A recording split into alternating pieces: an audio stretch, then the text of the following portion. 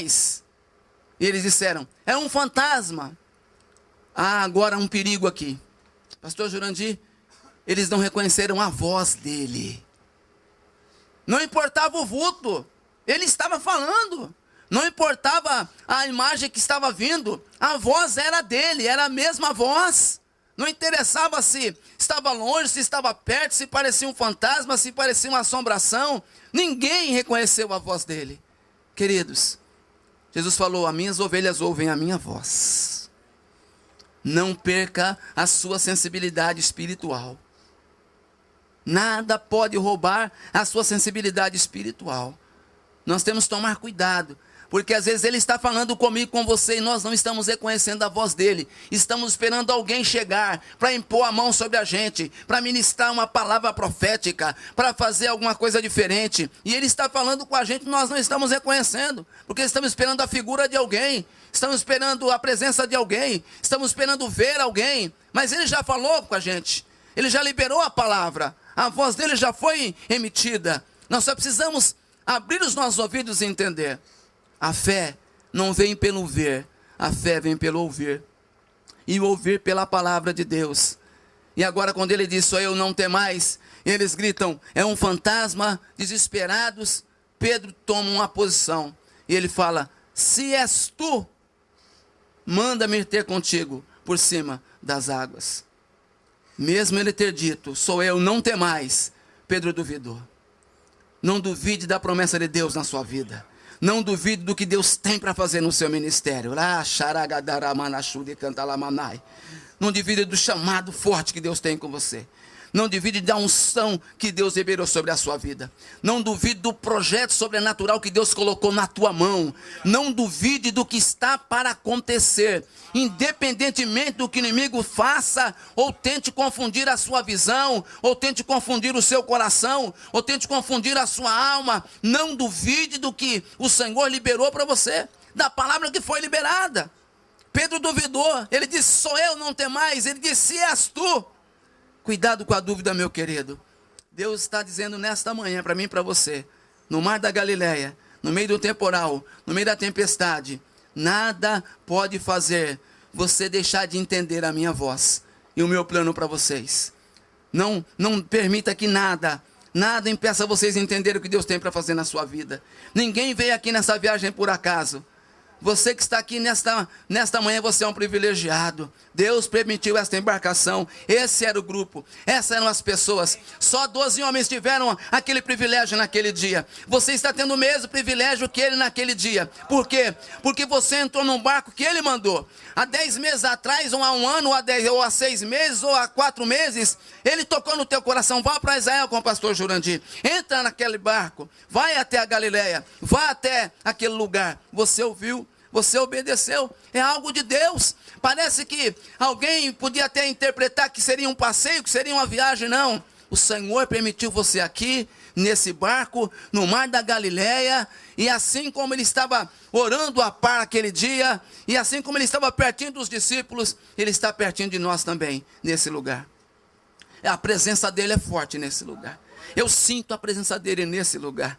E agora o Pedro disse: se é eu, se és tu, manda-me ter contigo. E ele disse: vem. Deus está à procura de homens ousados. Ele pode encontrar homens ousados aqui nesse barco.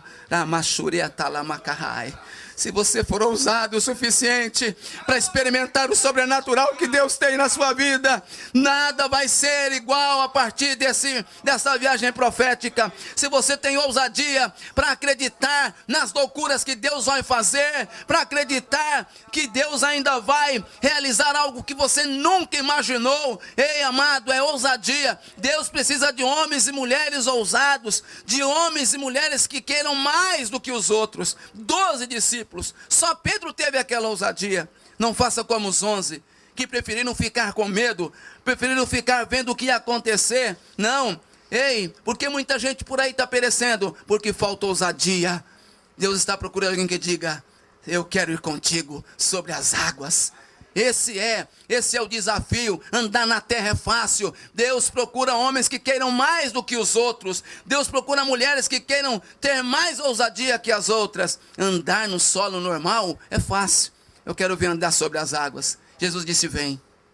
E Ele está nessa manhã respondendo a você que tem sido ousado e corajoso. Ele está dizendo, pode vir andar sobre essas águas. E Pedro vem, mas a palavra diz que de repente ele olha para o vento. Primeiro problema do Pedro, ele não reconheceu a voz de Jesus, por isso ele pensou, não, se és tu, manda-me ter contigo. Agora ele está andando por sobre as águas, mas ele para de olhar para o Senhor, e ele olha para o vento.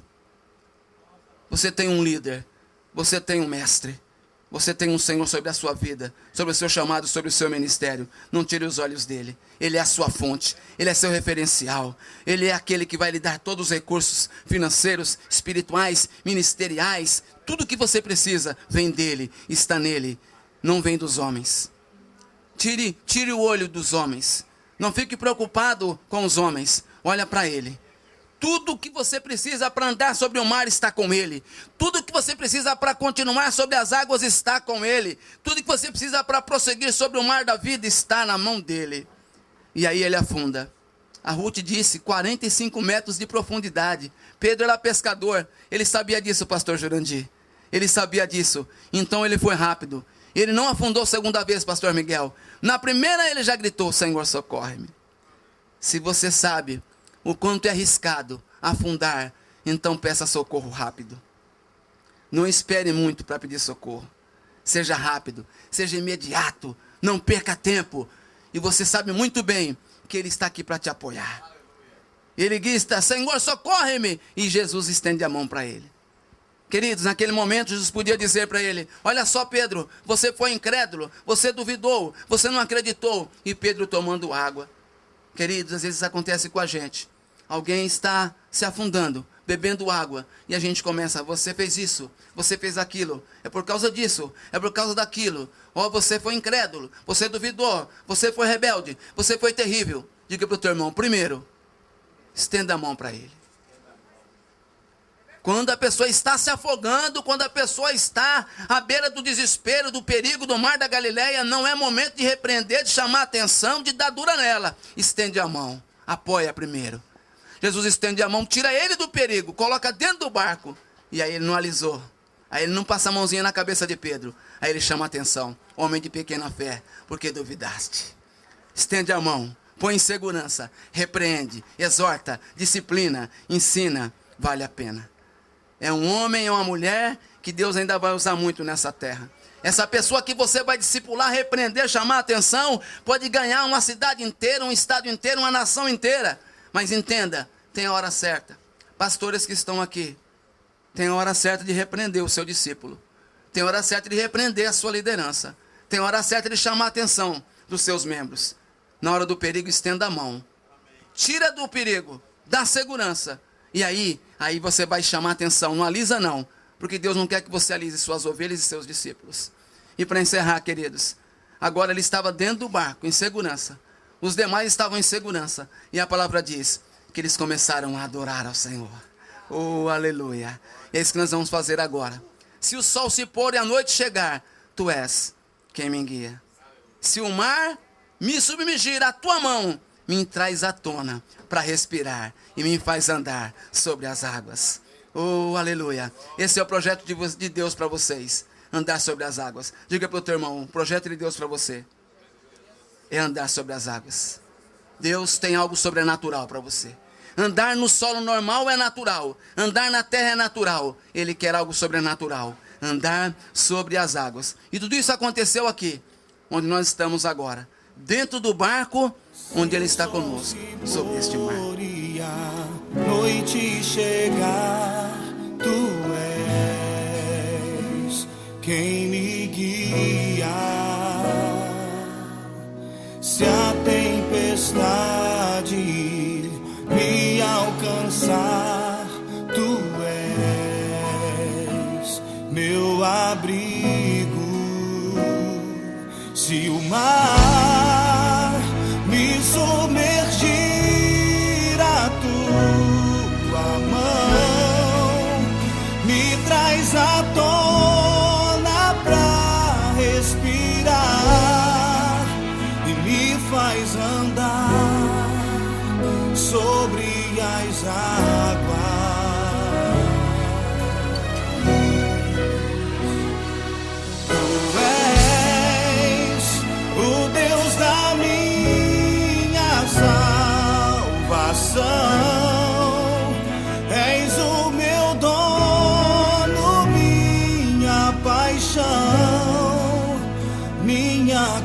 adoração e o meu louvor. Oh, declare a Ele. Se o sol se pôr e a noite chegar. Amém. Amados, é um grande prazer estar aqui juntamente com os irmãos e junto contemplarmos o Rio Jordão, onde grandes acontecimentos ocorreram nesse rio. E um dos maiores acontecimentos foi o batismo de Jesus. A palavra do Senhor diz em Mateus capítulo 3, versículo 13, diz assim a palavra: Então veio Jesus da Galiléia ter com João junto ao Jordão, para ser batizado por ele. Mas João o impediu, dizendo: Eu é que preciso ser batizado por ti, e tu vens a mim? Jesus, porém, lhe respondeu: Consente agora, porque assim nos convém cumprir toda a justiça, ou seja, toda a escritura. Então ele consentiu. Batizado que foi Jesus, saiu logo da água, e eis que se abriram os céus. Eu queria que você repetisse comigo: abriram-se os céus. Amém. E viu o Espírito de Deus descendo como pomba sobre ele. Aleluia. E eis que uma voz do céu dizia: Este é meu filho amado, em quem me comprazo. Amado, esse é o Jordão onde grandes acontecimentos ocorreram nesse rio. Amados, um dos grandes acontecimentos foi a entrada do povo de Israel. O povo de Israel, juntamente com Josué, atravessou esse rio. Em Josué capítulo 1, versículo 10 diz assim: Então Josué deu essa ordem aos oficiais do povo: Passai pelo meio do arraial e ordenar ao povo, dizendo: Provei-vos de mantimento, porque dentro de 3 dias haveis de atravessar esse Jordão, a fim de que entreis para tomar posse da terra. Amado, o Jordão é um marco entre o velho e o novo, entre tomar posse daquilo que Deus tem. É o sepultamento do velho e a conquista do novo. Eu creio que isso vai ser um marco para todos nós, estando nesse momento, nesse lugar. É a entrada de tomar posse daquilo que Deus tem para nós, das promessas, da unção, aleluia, de tudo aquilo que Ele tem reservado para cada um de nós, para a igreja no Brasil, para as nossas comunidades. Nós cremos que esse é o momento de atravessarmos o Jordão e possuirmos as nossas cidades, e possuirmos a herança que Deus tem para nós. A palavra do Senhor diz que em Abraão serão benditas todas as famílias da terra. E nós cremos que a nossa cidade, as nossas cidades serão impactadas, né, pela nossa entrada no Jordão, para possuir, né, a terra. Né? No Jordão também houve um outro acontecimento. Naamã, nós vamos fazer um ato profético aqui. Né? Naamã veio a Eliseu, e Eliseu pediu, por meio do seu servo, que Naamã mergulhasse 7 vezes. Após realmente o mergulho de 7 vezes no Jordão, Naamã foi curado, foi restaurado. Eu creio que esse rio é profético. As águas desse rio é profética. A água de restauração, de cura, aleluia, de libertação. E nós vamos fazer esse ato profético crendo que nós haveremos de ver as nossas cidades curadas, haveremos de ver, aleluia, as nossas famílias restauradas, haveremos de ver as drogas, a prostituição o espírito de droga, de prostituição sendo quebrada da nossa cidade, no nome do Senhor Jesus, porque nós cremos que o Brasil será do Senhor Jesus, Paraguai será do Senhor Jesus, amém? Aleluia. Amados, o Jordão é um marco entre o antes e o depois. O Jordão é um marco para as nossas vidas. O Jordão foi um marco também para a vida de Eliseu e Elias. Ou seja, né, um marco de unção, da porção dobrada. Amado, nós queremos da porção dobrada, né, do Senhor para os nossos ministérios, para as nossas igrejas. Quantos de vocês creem? E quantos de vocês querem? Nós queremos. Nós queremos da porção dobrada do Espírito Santo de Deus para a conquista das nossas cidades.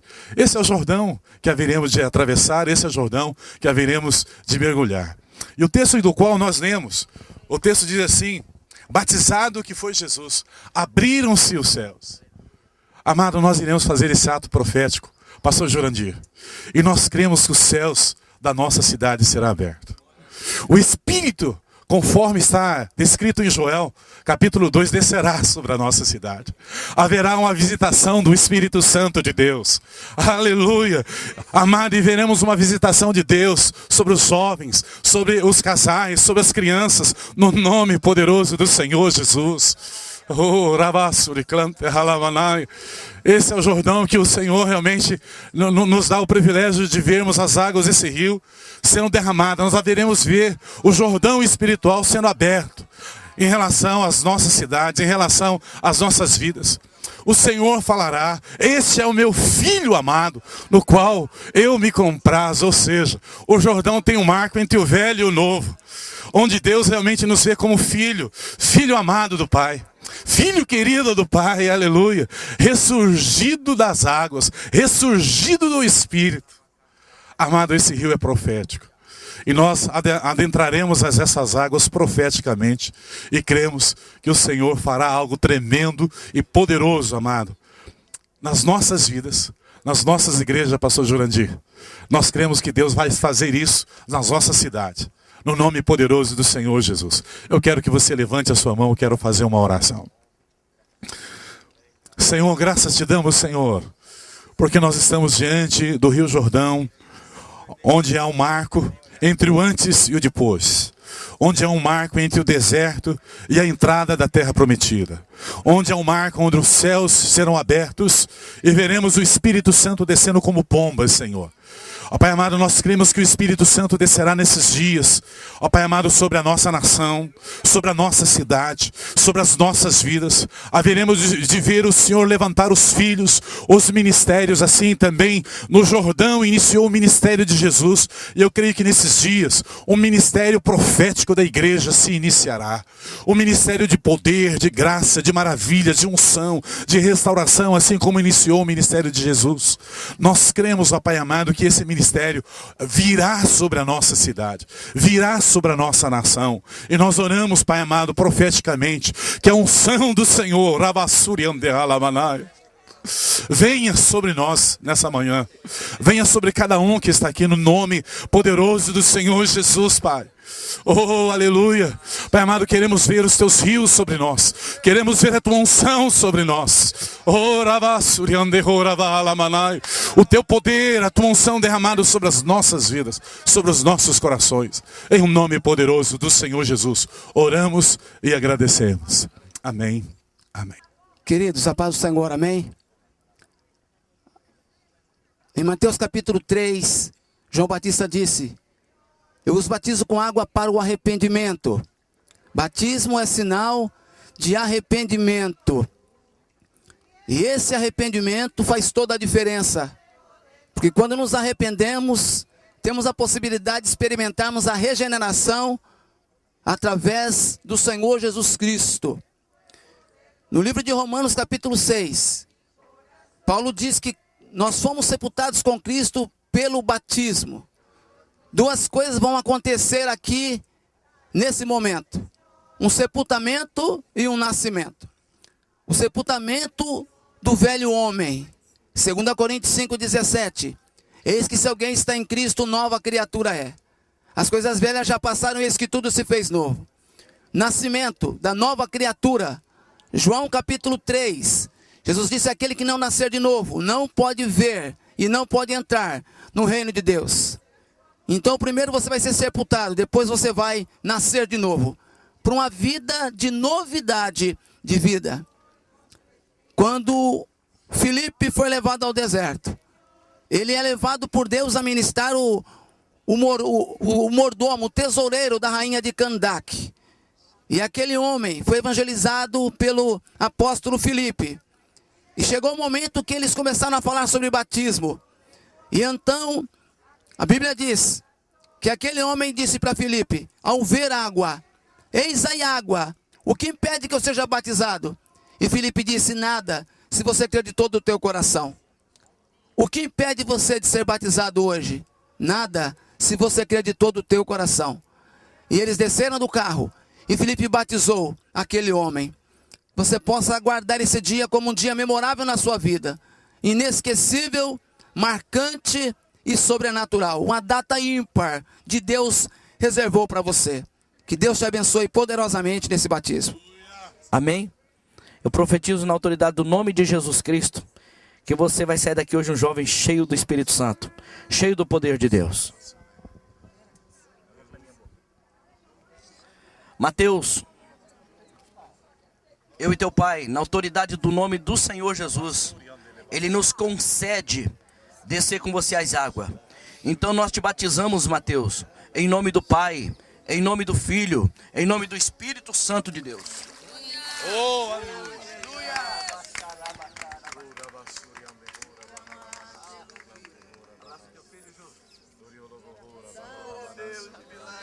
Larissa, como ministros de Deus, eu e teu pai, pastor Miguel Salina, nós te batizamos agora, na autoridade do nome do Pai, do Filho e do Espírito Santo de Deus.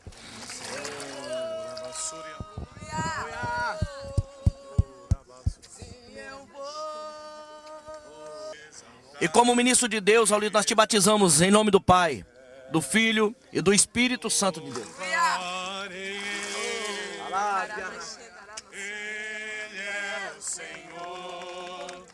E nós te batizamos agora na autoridade do nome do Pai, do Filho e do Espírito Santo de Deus. Uma nova história Deus tem pra mim.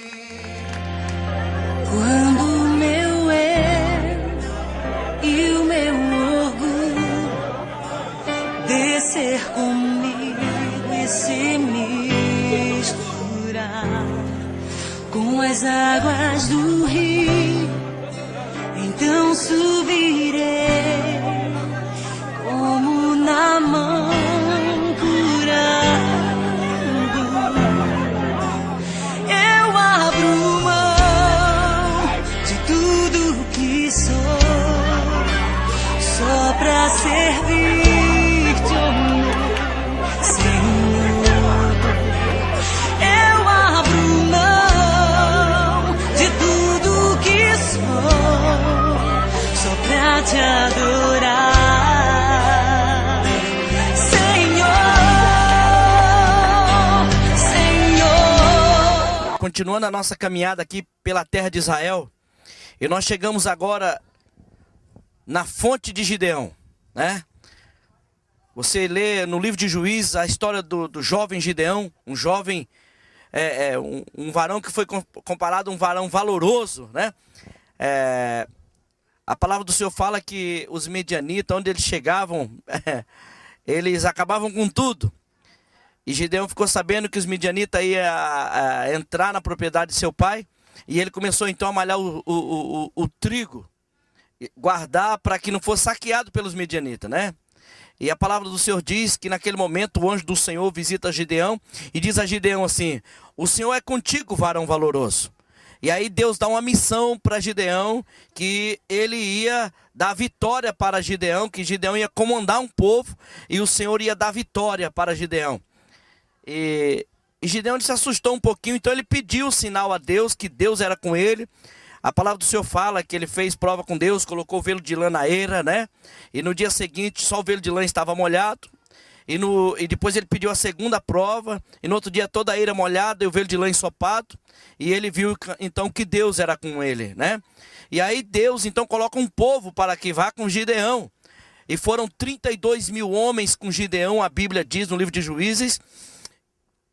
E quando ele chegou com esses 32 mil homens, Deus falou: Gideão, é muito esses homens que estão contigo, manda que os medrosos, né, os tímidos volte. Eu creio que foi a maior decepção para Gideão quando ele viu 22 mil homens voltando, né?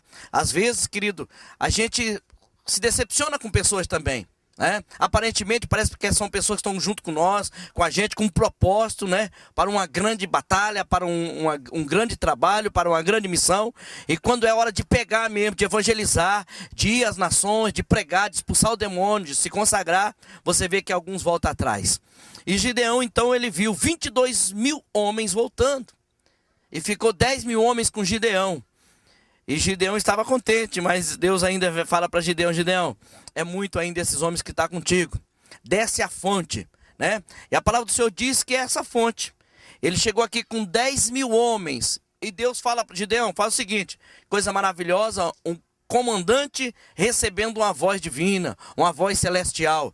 Eu profetizo que aqui nós temos homens que Deus escolheu, homens que Deus escolheu para grandes missões, que vai ouvir a voz de Deus e Deus vai passar estratégia a vocês. Amém?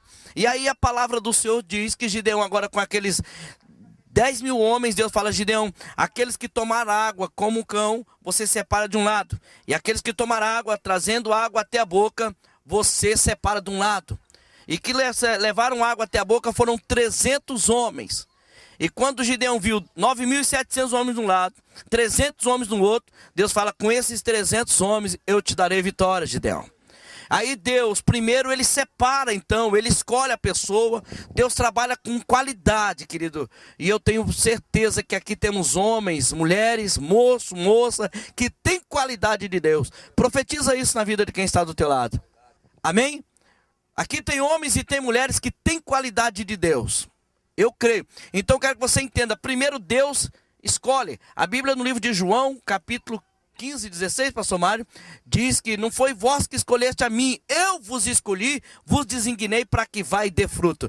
E a Bíblia diz que Gideão com aqueles 300 homens, Deus separou aqueles 300 homens e diz: Gideão, faz o seguinte agora. Aí Deus começa a dar estratégia. Separa 3 grupos de 100, coloca na mão dele um chofar, na mão de cada um, coloca um cântaro com a luz, com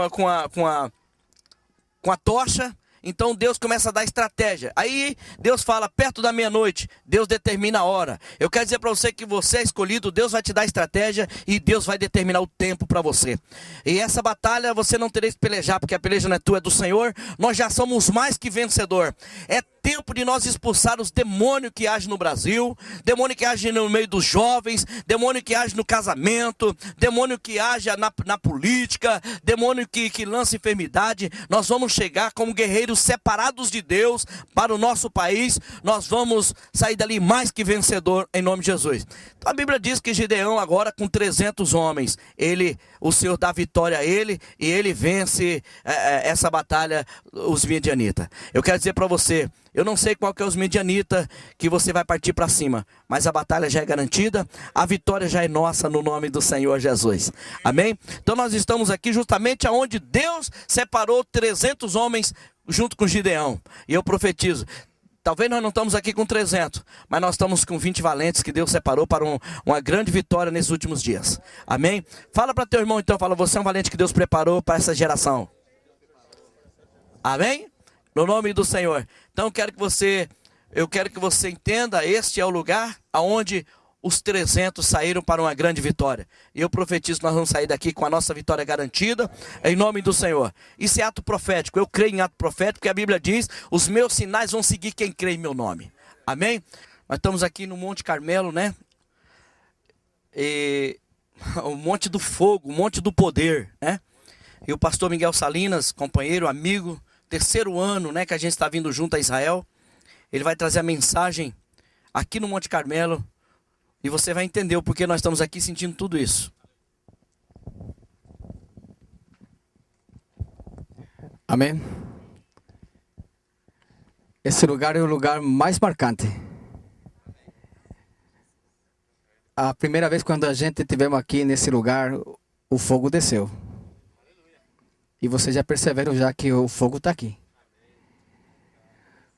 Só não sente o fogo quem não está no espírito. É fácil, viu? Não tem outra palavra. Quando você está no espírito, quando você chega aqui, começa a arrepiar. E começa o fogo te tomar. Eu vou trazer uma pequena palavra, porque a leitura é muito comprida. 1 Reis 18, 19. Agora manda reunir-se a mim todo Israel no Monte Carmelo. E traze os 450 profetas de Baal e os 400 profetas do poste ídolo, que comem da mesa de Jezabel. Então Acabe convocou todos os filhos de Israel e reuniu os profetas no Monte Carmelo. Vamos lá um pouquinho mais para adiante. No 22 fala: então Elias disse ao povo: só eu fiquei dos profetas do Senhor, mas os profetas de Baal são 450 homens. Dê-se-nos 2 novilhos, e escolha ele para si 2 novilhos, e o divida em pedaços, e ponha sobre a lenha, porém não lhe metam fogo. Eu prepararei o outro novilho e porei sobre a lenha, e não lhe meterei fogo. Então invocai o nome do vosso Deus, eu invocarei o nome do Senhor. O Deus que responder por meio do fogo, esse é que é Deus. E todo o povo respondeu, é boa esta palavra. Disse-lhe os profetas de Baal, escolhei para vós um dos novilhos e preparai o primeiro, porque sois muitos. Invocai o nome do vosso Deus, mas não lhe metais fogo. Tomaram o novilho que lhes fora dado e prepararam, então invocaram o nome de Baal desde a manhã até o meio-dia, dizendo, a Baal, responde-nos. Porém não houve voz, ninguém respondeu. Saltavam ao redor do altar que tinha feito. Ao meio-dia Elias começou a zombar deles, dizendo, clamai em alta voz, pois ele é Deus. Talvez esteja pensando ou tenha alguma coisa que fazer ou que intente alguma viagem. Talvez esteja dormindo e necessite de que desperte. Assim eles clamavam em altas vozes e se retalhavam com facas e com lancetas, conforme o seu costume, até derramarem sangue. Passou o meio-dia e continuaram a profetizar até a hora da oferta de cereais. Porém não houve voz, nem resposta, nem atenção alguma. Então Elias disse a todo o povo, chegai-vos a mim.